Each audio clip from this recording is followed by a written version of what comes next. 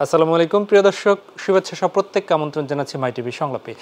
দর্শক, আপনারা জানেন যে আমরা মাই টিভি সংলাপে কথা বলি দেশের রাজনীতির, আগামীর দেশ কোন দিকে যাচ্ছে, আগামীর জাতীয় নির্বাচনের বা কী অবস্থা, যে সকল প্রশ্ন, নির্বাচন কি আদৌ ফেব্রুয়ারিতে হবে, জাতিসংঘে গেলেন প্রধান উপদেষ্টার সাথে রাজনৈতিক দলগুলোর নেতারা, কেন এবং কি হচ্ছে, সেখানে কি হবে, এই সকল প্রশ্ন এই মুহূর্তে আপনাদের মধ্যে। আর এ নিয়ে আমরা আজকে কথা বলবো। স্টুডিওতে উপস্থিত রয়েছেন আপনাদের পরিচিত দুজন ব্যক্তিত্ব, পরিচয় করে দিচ্ছি। ডান পাশে রয়েছেন হাবিবুর রহমান হাবিব, বিএনপি নেতা, চেয়ারপারসনের উপদেষ্টা। হাবিব ভাই, স্বাগত জানাচ্ছি। এবং একই সঙ্গে সাবেক ছাত্রনেতা। এবং বাঁ পাশে রয়েছেন বাংলাদেশের ইসলামী আন্দোলন বাংলাদেশের প্রেসিডিয়ামের সদস্য আশরাফ আলী আকন, আপনাকেও স্বাগত জানাচ্ছি। আমি হাবিব ভাই প্রথমেই আপনাকে দিয়েই শুরু করি।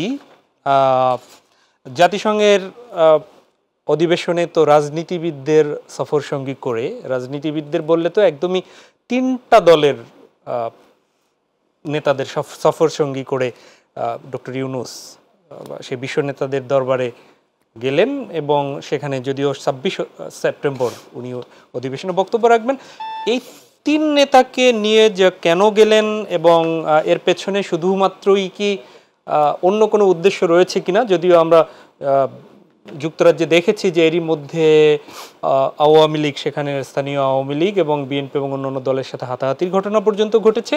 তো সেখানে কোনো সংখ্যা থেকে তাদের নিলেন না অন্য কোনো উদ্দেশ্য থেকে নিলেন, এ নিয়ে বিস্তর আলোচনাও হচ্ছে। আপনার মূল্যায়নটা একটু শুনতে চাই। আপনাকে ধন্যবাদ। আপনার মাধ্যমে মাই টিভির সম্মানিত দর্শক শ্রোতাদেরকে আমার সশ্রদ্ধ সালাম, বিজ্ঞ আমার সহলোচককে আমার শুভেচ্ছা। আসলে দুষ্টুরা বলা বলে শুরু করেছে জি, যে আমাদের প্রধান উপদেষ্টাকে সুরক্ষা দেওয়ার জন্য জামাত, বিএনপি এবং এদেরকে নেওয়া হয়েছে। আওয়ামী লীগ দুষ্টুমি করবে, এটা তো স্বাভাবিক।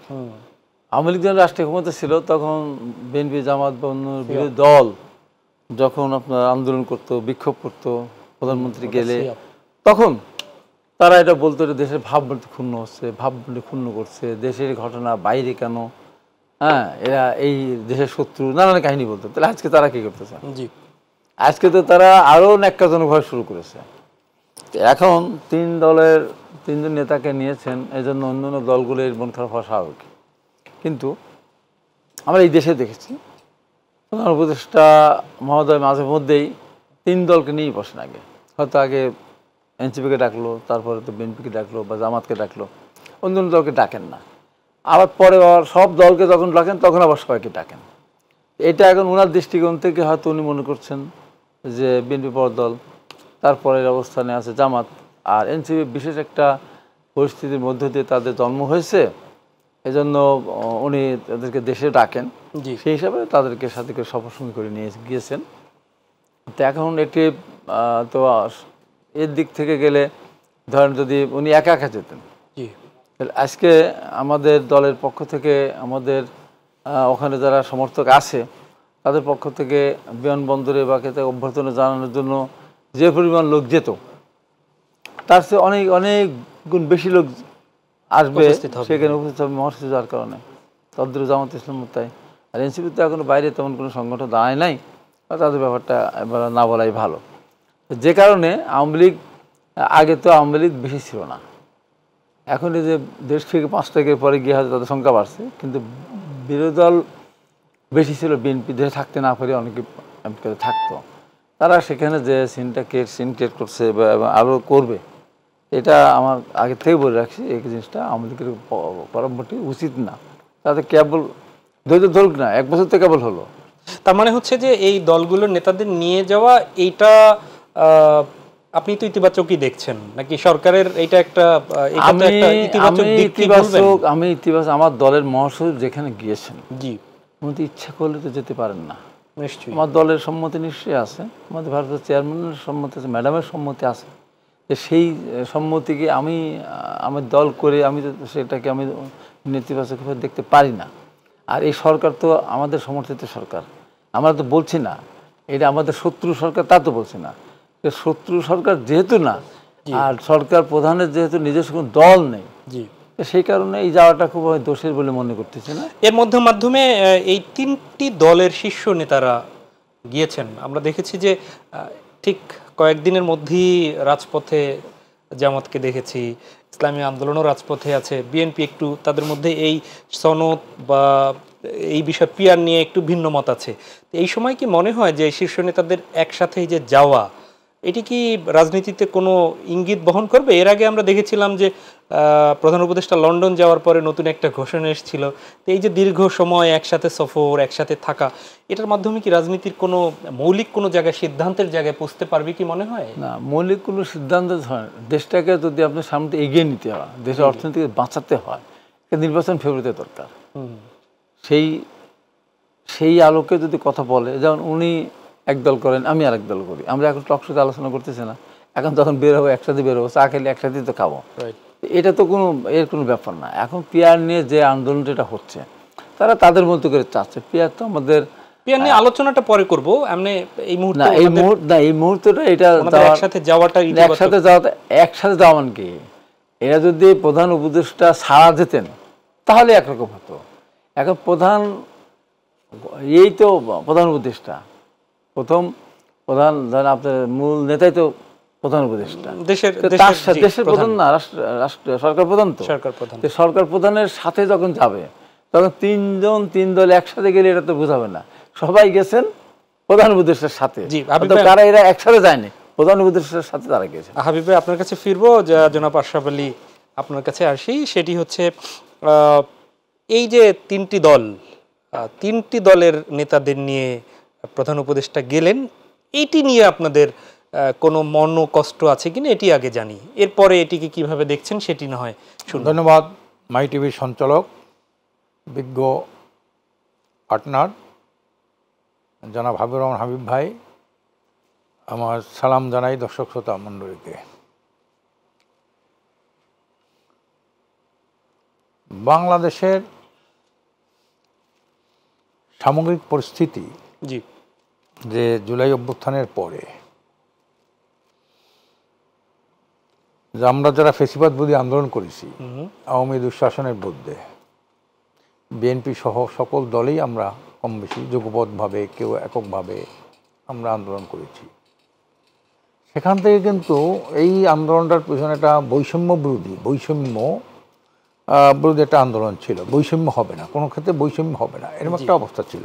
আচ্ছা, তো আল্লাহর রহমতে তো ফ্যাসিস্টদের পতন হয়েছে, চরমভাবে পতন হয়েছে, মানুষ একটা দুঃশাসন থেকে মানুষ মুক্তি পেয়েছে।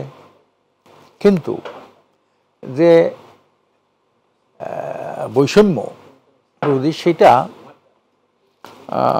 জনাব ইউনূস সাহেব অনেক ক্ষেত্রে বৈষম্যের ঊর্ধ্বে উঠতে পারেন নাই। কারণ আমরা 31টা দল ঐক্যমত্য কমিশনের ছিলাম, আলোচনা করেছি প্রায় 5 মাস পর্যন্ত, প্রায় মাঝে ইন্টারভেল দিয়ে দেওয়া। এখানে কিন্তু ডক্টর ইউনূস সাহেব ছিলেন সভাপতি, ডক্টর আলী ইয়ার সাহেব ছিলেন সহসভাপতি। সেখানে ওনার যেভাবে একটা নিরপেক্ষ বৈষম্যহীন অবস্থান থাকা দরকার ছিল, একটা পর্যায়ে যাওয়ার পরে আমরা দেখছি একটু কিছুটা ব্যত্যয় ঘটেছে ওনার। আচ্ছা, ব্যত্যয় ঘটেছে। এই ব্যত্যয়টা আমরা ওনাকেও বলেছি, সামনাসামনিও বলেছি। উনি এমন একজন মানুষ, কথা শোনে কিন্তু কোনো জবাব দেয় না, কথা শোনে, নোটও করে কিন্তু কোনো জবাব নাই। তো যা কিছুই বলছি আমরা, এইটাই উনি সবই নোট করছেন। হ্যাঁ, এর আগে আমরা 4 দল একসাথে বসছিলাম, পরবর্তী হঠাৎ করে আবার 3 দলের সাথে উনি বৈঠক করলেন, ওইখানে আমাদের ডাকলেন না। এখন কেন ডাকলেন এটা তো জবাবও নাই। আমরা একটু নির্দিষ্ট জানতে চাই, আপনি এই 3 দল যাওয়াকে বৈষম্য বলছেন নাকি 31 দলকে বাদ দেওয়াটা বৈষম্য বলছেন, নাকি আপনারা সাথে যদি থাকতেন 3 দলের তাহলে ভালো হতো, কোনটা একটু স্পষ্ট? না, আমরা বলতেছি যে এরকম একটা আন্তর্জাতিক প্রোগ্রামে, জাতিসংঘের প্রোগ্রামে উনি হঠাৎ করেই নাম দিলেন, আবার কি করলেন, বাড়াই দিলেন 2 জন যাদের পাসপোর্ট রেডি নাই, রেডি আছে। তো জামাত দেখলো যে তাদের পাসপোর্ট এখন এই মুহূর্তে পাসপোর্ট রেডি নাই, কেউ যাইবে। মনে করে এমডিকে একজন থাকে, মতিউর রহমান নিজামী সাহেবের ছেলে, তাকে ওখান থেকে ইন করলেন তারা। এদিকে আবার এনসিপি এখান থেকে, তো প্রত্যেক ওনাকে 2 জন আর প্রত্যেক দলে 1 জন করিয়া। তখন তারা যখন প্রোটেস্ট করলো, এইখানে আবার যাওয়া সংখ্যা নিয়ে আবার বৈষম্য করেন কেন? তখন তারা বললেন যে যাদের পাসপোর্ট আছে তারা দিতে পারবে। পাসপোর্ট জামাতে এই মুহূর্তে পাসপোর্ট নাই, তো কার আছে? ওইখানে আছে একজন, সে যাবে। তাসনিম জারার একজন যাবে এই। কিন্তু এইটা উচিত ছিল এরকম একটা প্রোগ্রামে যাবেন। এইটার বিষয়ে আমরা যে কথা দল প্রায় 5-6 মাস পর্যন্ত ওনার সাথে বিভিন্ন পর্যায়ে নিয়ে ঐক্যমত্য কমিশনে আমরা আলোচনা করেছি। ওখানে এই বিষয়টা উনি উঠাইতে পারতেন, একান্ত আলাদা আলাদাভাবে এই দলগুলোর সাথে কথা বলতে পারতেন, এবং কী জন্য যে কী যাইতেছে, কেন যাইবে, কি মূল উদ্দেশ্যটা কি, পেপার পত্রিকা আমরা দেখি।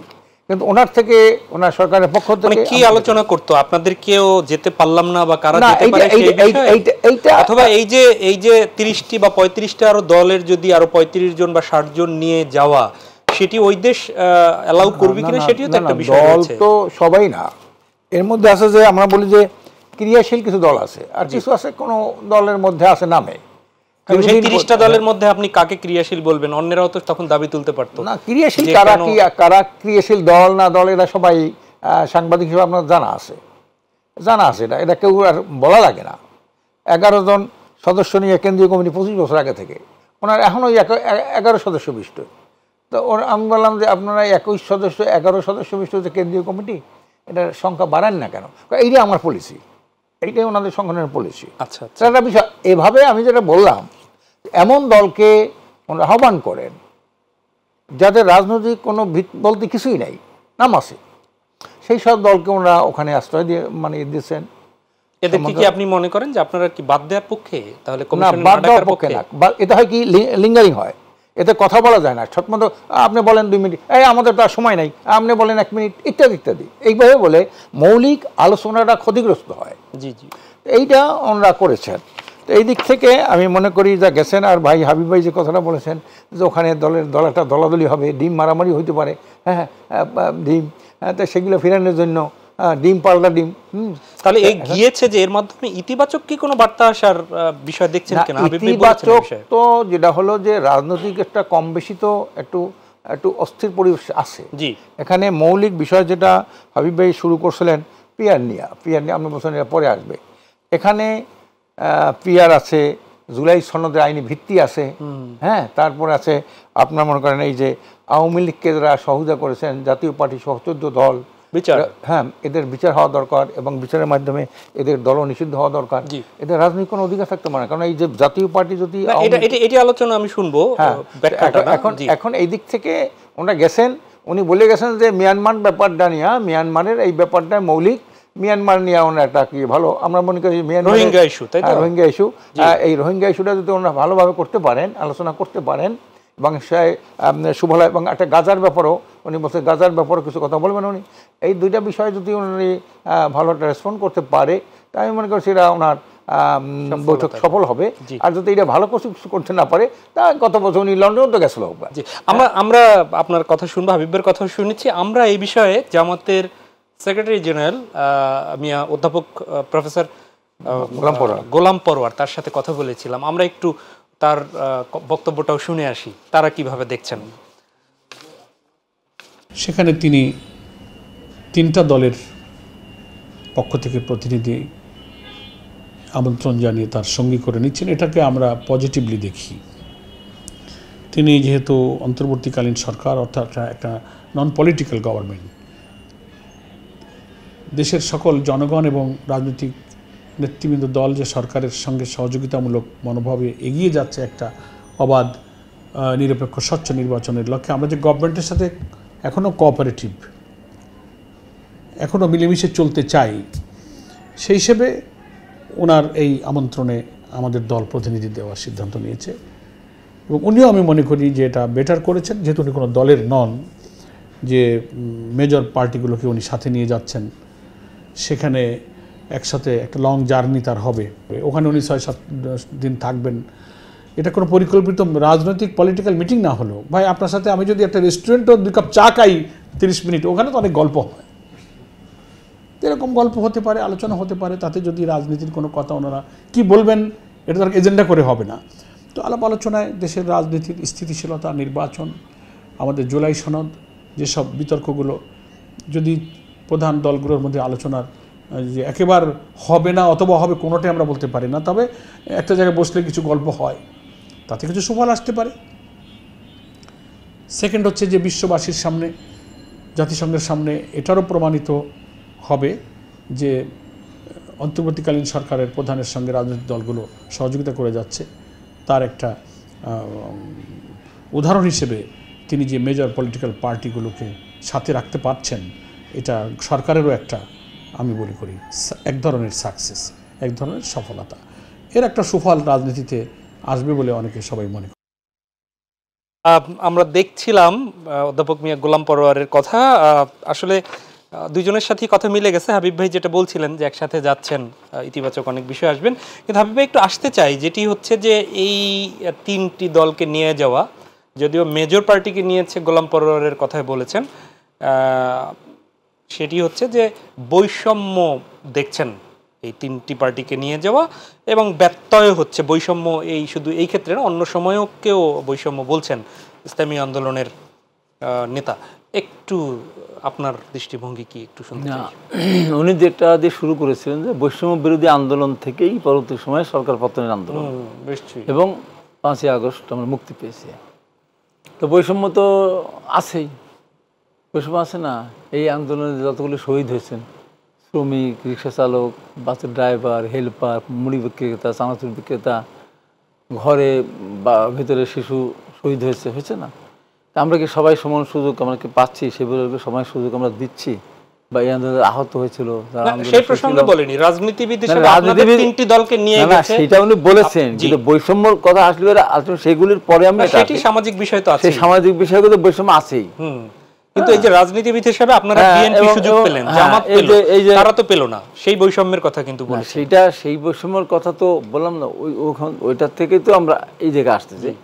এখানে ধরেন বিএনপি এবং জামাত এবং এনসিপি, তাদেরকে তো বারবার সরকার বারবার ডেকেছে, বিএনপিকে ডাকে না, এনসিপি দেখা করে যে কোনো মুহূর্তে। একবার দেখলেন না, 4-5 দিন অপেক্ষা করার বিএনপিকে ডাকলো। এটা সরকার প্রধানের এটা ইচ্ছা, উনি যেটা মনে করেছেন সেটা করেছেন। এখানে তো বৈষম্য মনের কথা মতো বৈষম্য হয়, তাহলে এখন 31 দলের 31 জনকে নিয়ে যাওয়া হচ্ছে, তাহলে যাদের সাথে কথা বলেন, এই যে আপনার এই নিয়ে কথা বলেন, কমিশনে বসেন যারা, এখন এর বাইরে যদি কোনো দল থেকে থাকে তাদেরকেও যদি নিতেন, সেটা হলো একটা কথা। সবাইকে নিয়ে গেলাম, সবার গুরুত্ব কারোই কম না, সবাইকে এমন করে যার যার মতো গুরুত্ব সবার আছে। তো সেই শক্তির আগে জাতিসংঘে যখন গিয়েছে বাংলাদেশ সাবেক প্রধানমন্ত্রী, দল বল নিয়ে গেছে, এক পুরো জাহাজ ভর্তি করে আপনার মাল বোঝাই করার মতো করে নিয়ে গেছে। তো সেখানে 31 জন নিলে নিতে পারতো, সমস্যা ছিল না। এখন নেয়নি, হয়তো ওই করতে কিছুটা সাধন করছে, গেলে তো অনেক টাকা পয়সা খরচ, সেই জায়গার থেকে হয়তো মনে করছে না দরকারটাকে, এইভাবে হয়তো মনে করেছে আর কি। কিন্তু ওনারা যদি বলেন যে বৈষম্য হয়েছে, বলতেই পারেন, এটা অস্বীকার করার বা দায়ের কোনো সুযোগ নাই। আমাদের তো এখানে সিদ্ধান্তটা না, সিদ্ধান্ত সরকারের সিদ্ধান্ত। আমাদের কি সিদ্ধান্ত নিয়ে কি সরকার সব মতো চলে না তো। আজকে চিন্তা করেন যে আমরা যারা আন্দোলনে যারা ছিলাম, তারা এই যে দেশের বর্তমানে সরকার পতনের পর যে সুযোগ সুবিধাগুলি পেয়েছে, সবাই কি সমান পেয়েছে? আমরা বড় দল হিসাবে আমরাই কি বেশি পেয়েছি? না, কিছু কিছু ক্ষেত্রে আপনার জামাত ইসলাম বেশি পেয়েছে, বিশ্ববিদ্যালয়ের ভাইস চ্যান্সেলর থেকে শুরু করে অনেকগুলি জায়গা তারা কিন্তু বেশি পেয়েছে, আবার ওনারা পান নাই। আন্দোলন যারা ছিল 1-2টা পদ, যেমন আমাদের গণ অধিকার পরিষদ, গণ অধিকার পরিষদে কিন্তু একটা পিপি পেয়েছে আমাদের পাবনায়, জুয়েল পিপি, এটা আন্দোলনের কারণেই পেয়েছে। ওখানে তো তাদের সংখ্যা তো এরকম নাই, কিন্তু দেওয়া হয়েছে যারা আন্দোলন করেছিল, সেই হিসাবে অন্যরা ওই শেষ সুযোগটা তারা পায়নি। আমি মনে করি যে এখন একবারে সব কিছু সমাধান তো হবে না। আমার কথা হলো যে তারা সেখানে গিয়েছে, একসাথে গিয়েছে। আমি একটা কথা খুব পরিষ্কার করে বলতে চাই, এত কিছু হওয়ার পর ধরেন একেবারে পারস্পরিক একটা মুখোমুখি আমরা দাঁড়িয়েছি, কিছু কিছু ক্ষেত্রে দাঁড়িয়েছি। তো আমাদের নেতাদের বিরুদ্ধে কেউ কেউ এমন বেশি কথাবার্তা বলছে যে কারণে আমাদের উত্তরগুলো দিতে হয়েছে। তারপরেও দিন শেষে আমি মনে করি এখন বিপদ আমাদের কাটেনি, এখনও আমাদের ঐক্যবদ্ধ থাকা উচিত, সবাই মিলে সিদ্ধান্ত নির্বাচন হওয়া উচিত। নির্বাচন না হয় ফেব্রুয়ারির পরে কিন্তু এই সরকার থাকবে না। যাচ্ছি কথা শুনবো ইসলামী আন্দোলন বাংলাদেশের প্রেসিডেন্ট সদস্য আশরাফ আলী আকুন আপনার কাছে।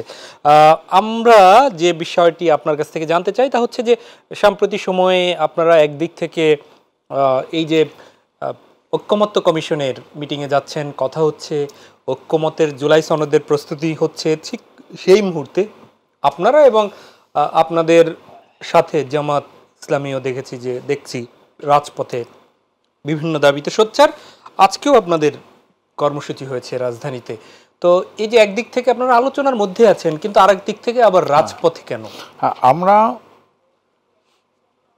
আমরা চাই যে জুলাই অভ্যুত্থানের পরবর্তী অবস্থায় একটা ফ্যাসিস্ট মুক্ত একটা রাষ্ট্র চাই, এটা আমাদের ছিল। এবং ফ্যাসিস্ট মুক্ত হলে কী কী দরকার আমরা এই কথা বলার জন্য আমরা ঐক্যমতে যাই।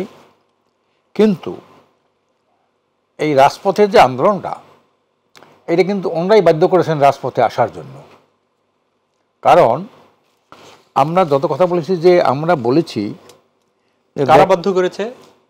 ঐক্যমত্য কমিশন, সরকার। জি, আমরা ঐক্যমত্য কমিশন তো আলাদা কেউ না, আপনাদের সবাইকে মিলে ঐক্যমত্য। হ্যাঁ, ঐক্যমত্য। কিন্তু সেখানে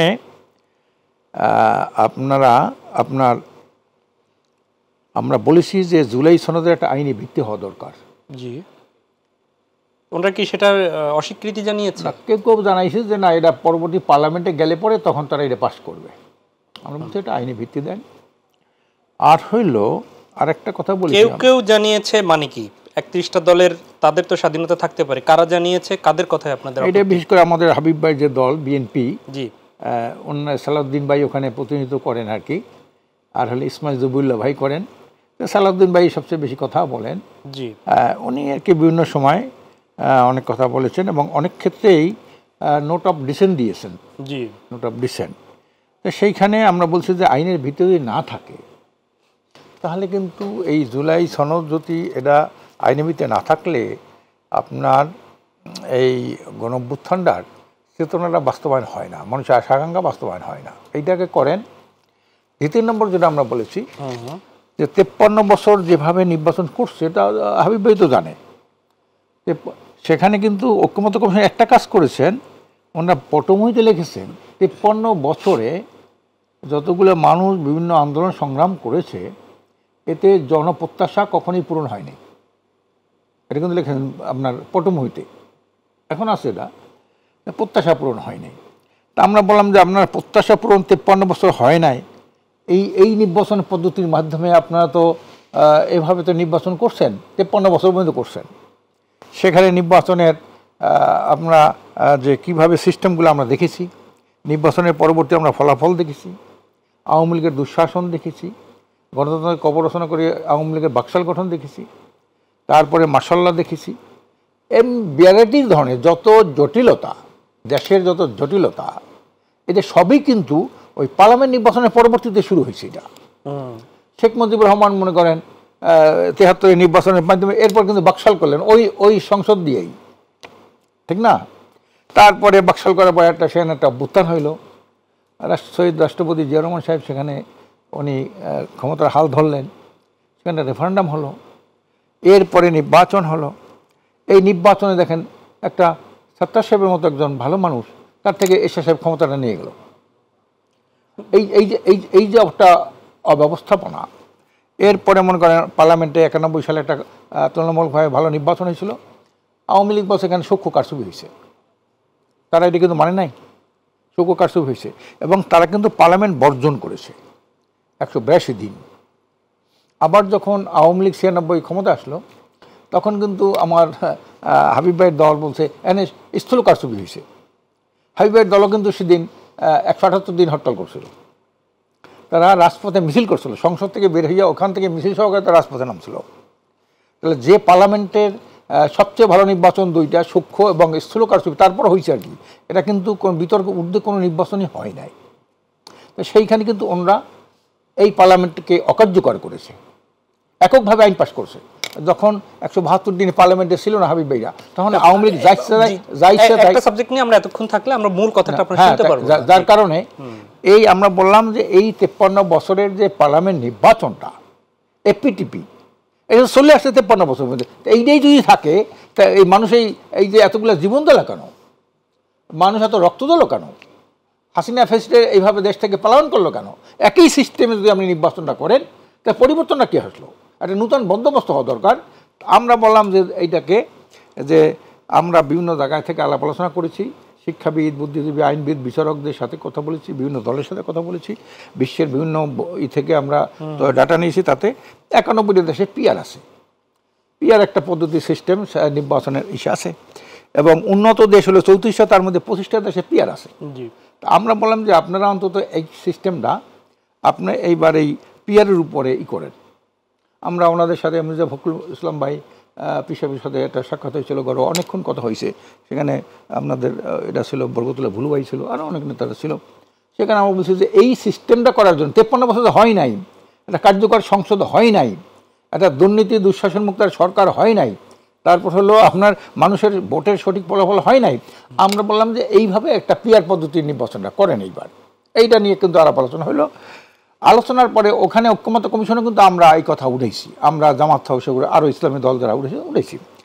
আমরা সেখানে প্রথম পর্যায়ে যখন পিআর ওঠে 31টা দলের মধ্যে 26টা দলেই, কেউ আপার হাউসে, কেউ নিম্ন হাউসে, কেউ এইভাবে বদ্ধ পদ্ধতি, কেউ ওপেন পদ্ধতি, হ্যাঁ, কেউ অর্ধেক পিআর, অর্ধেক নন পিআর, এভাবে কিন্তু আলোচনার মধ্যে দেখলাম 26টা দল পিআরের পক্ষে। সেখানে প্রথম পর্যায়ে এরকম একটা দেখা গেল। এরপরে এটা নিয়ে ওখানে কথা বলতে, জি, সেগুলো আমরা নিউজের সময় বিভিন্ন সময় দেখেছি। কিন্তু সেখানে কেন তাহলে আন্দোলনে যেতে হলো আমাকে 1 মিনিটে বলতে হবে। হ্যাঁ বলেন। সেটা হলো যে তখন আমরা বললাম যে এই বিষয়টা আপনি আলোচনায় আনেন না কেন? পিআর পদ্ধতি দেওয়ার যেটা নির্বাচন পদ্ধতি, এই ঐক্যমত্য কমিশন এটা আলোচনায় আনেন। তখন ওরা বললেন যে এটা আনা যাবে না, উপরে একটা চাপ আছে। মানে চাপ আছে মানে আপনি এখানে বসছেন কেন? চাপ মোকাবেলা করতে না পারলে কিসের আপনি মুরব্বী না করেন এখানে ঐক্যমত্য কমিশনের? আপনার তো ঠিক না। সমস্ত একটা লাইন যদি একজনে বলে, সাইবুল হক উনি একটা লাইন করলো যে এইটা সংসদ আনেন, উনি ছাপাইয়া সব টাইপ করে সবার কাছে দিল। এরপরে আমাদেরকে বললো যে একটা লিখিত আমরা একটা দেন, একটা চিঠি দেন যে এটা আলোচনা আছে। ওনাদের কথা মতো আমরা লিখিত এটা দিলাম। আলোচনায় আনলে টিকুক মানে ভিন্ন কথা, মানে একদম আলোচনায় যেহেতু আনেনি সুতরাং আপনারা আন্দোলনে গেলেন, এটা হচ্ছে মূল কথা। না, এটা তো একটা পয়েন্ট, এটা তো আমরা যাবই।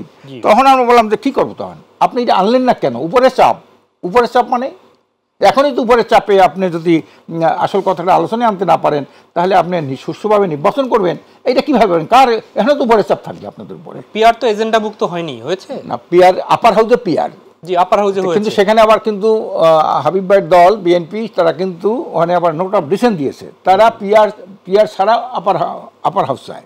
এটা হলো তারা চায় হচ্ছে আসন ভিত্তিতে পিআর চায়, আপনারা ভোটের ভিত্তিতে পিআর। আমরা বললাম যে যেখানে লোয়ার হাউসে 300 লোক, এর মধ্যে দুর্নীতির এই দাবি আদায়ই আপনার মাঠে নামতে হলো, তাই তো? এটা আমরা বললাম যে ওইখানে যদি আপনি এই করেন কি বলে পিআর না করেন, জি, তাহলে এই আলোচনা যদি না নেন, আপনি এখনই যদি মনে করেন চাপের কারণে আপনারা পারেন না, সামনের কোনো কার্যক্রম আপনারা সঠিকভাবে করতে পারবেন। এই জন্য আপনারাও চাপ দিচ্ছেন মাঠে না, এই জন্য আমরা বলছি যে আপনারা যদি এটা এখন তো আনতে না উপরের চাপ, আমরা তাহলে গণভোট দেন, এইটার উপর একটা গণভোট দেন।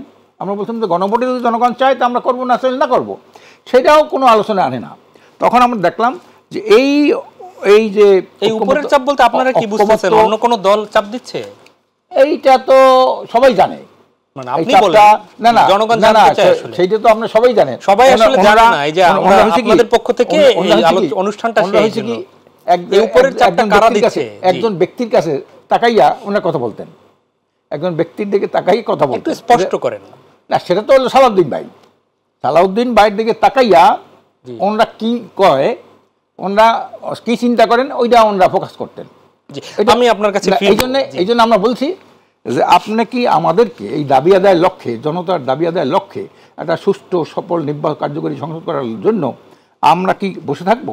আপনারা আনলেই না আলোচনা। অনেক ধন্যবাদ। কাজে এই জন্য আমরা তাহলে আন্দোলনে নামতে বাধ্য হবো। আমরা ধন্যবাদ হাবিব ভাই, নামালেন আমাদেরকে আন্দোলনে। অনেকক্ষণ শুনেছি হাবিব ভাইয়ের কাছে যাই। হাবিব ভাই, সেটা হচ্ছে যে ইসলামী আন্দোলন দেশি বিদেশি পর্যবেক্ষক, বিশ্লেষক, শিক্ষাবিদ সবার কাছ থেকে কথা বলেছে এবং একটা পিআরের ধারণা নিয়েছে। তাহলে বিএনপি এই যে বিশিষ্ট জন অথবা বিশ্লেষক, তাদের সাথে কি কথা বলে বুঝতে পারেনি যে পিআরটা জরুরি?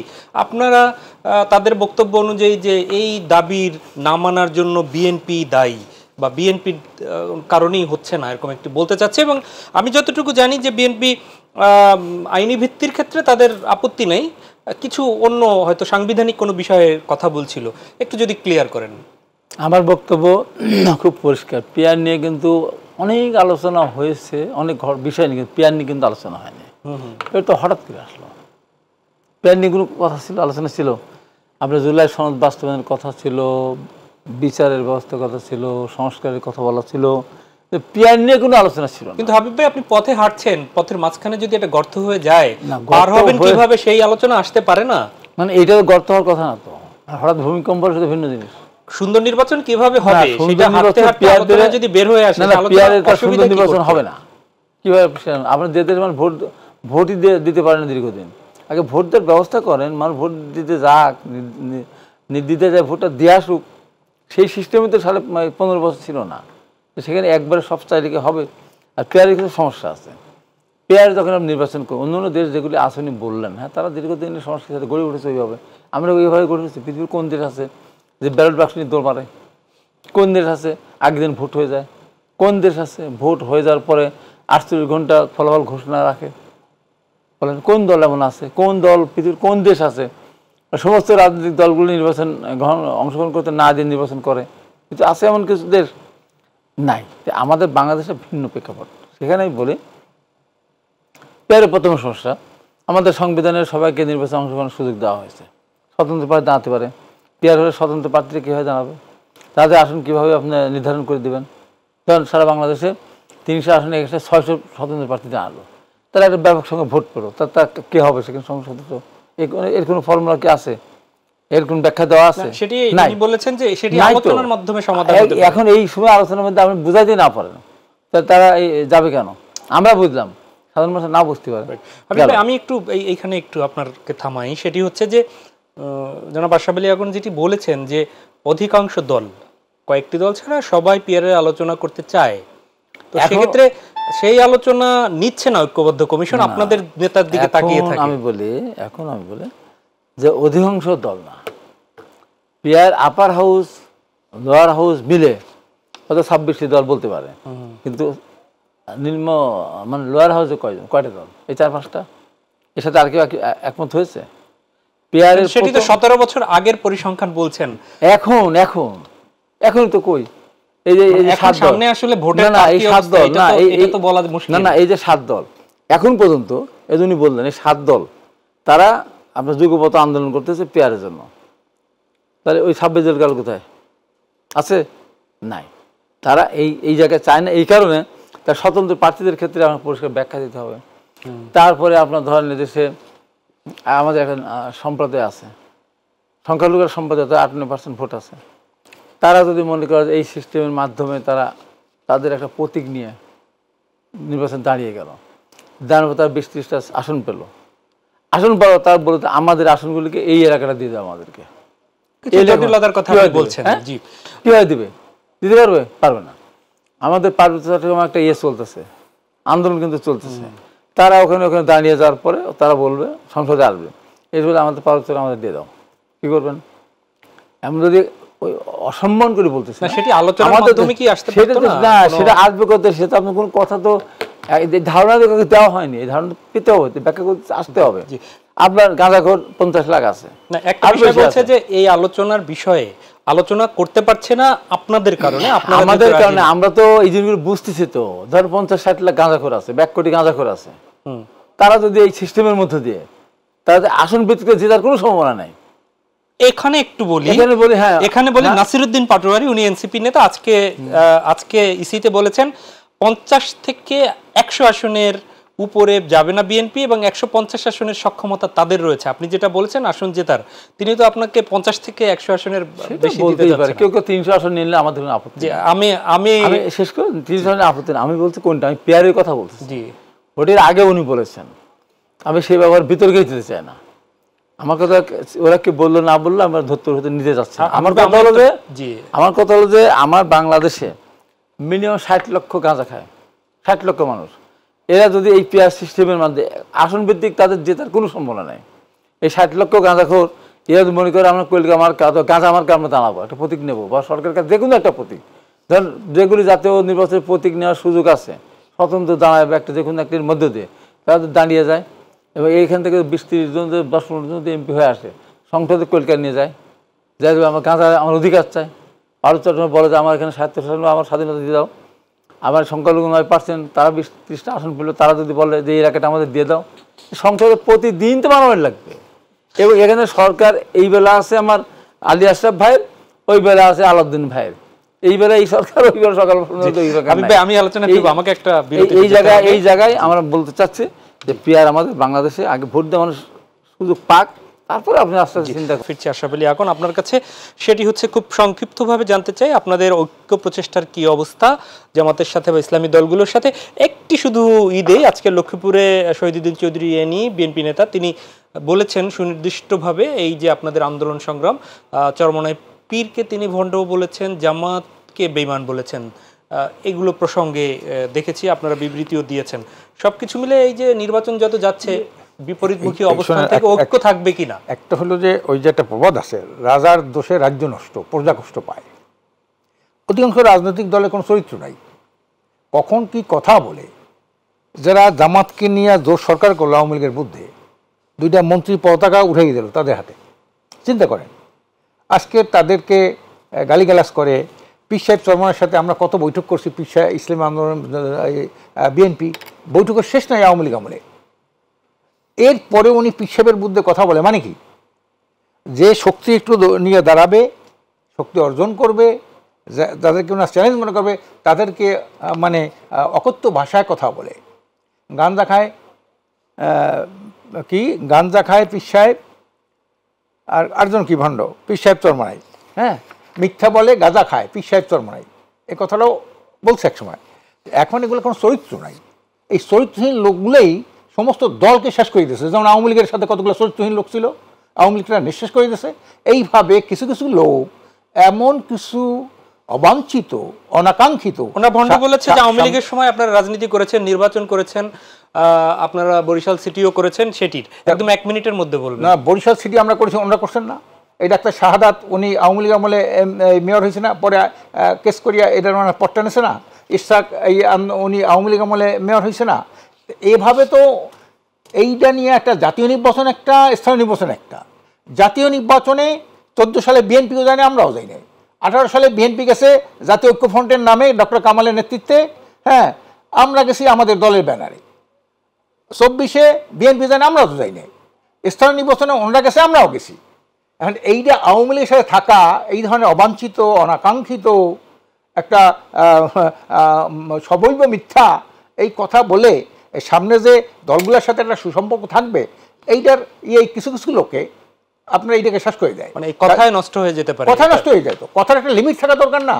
আজকে মিথ্যা বলে গাঁজা খায়, মিথ্যা বলে পীর সাহেব চরমনাই কন, এই কথাটা একজন লোকের মুখে মানায় যার হাতে লক্ষ লক্ষ আজকে খারাপ মানুষ আজকে সোনার মানুষে পরিণত হয়েছে, তার ব্যাপারে এই কথা বললে তার যে ফলোয়ার যারা আছে এরা কি ধারণা করে এইসব পথের ব্যাপারে? আর সময় দিতে পারবো না, যদি পারি তাহলে আসবো। হাবিব ভাই, এই যে অযাচিত কথা অনেক সময় দলকে বিপদেও ফেলে দেখেছি, তো এই ব্যাপারে কি বলবেন আসলে?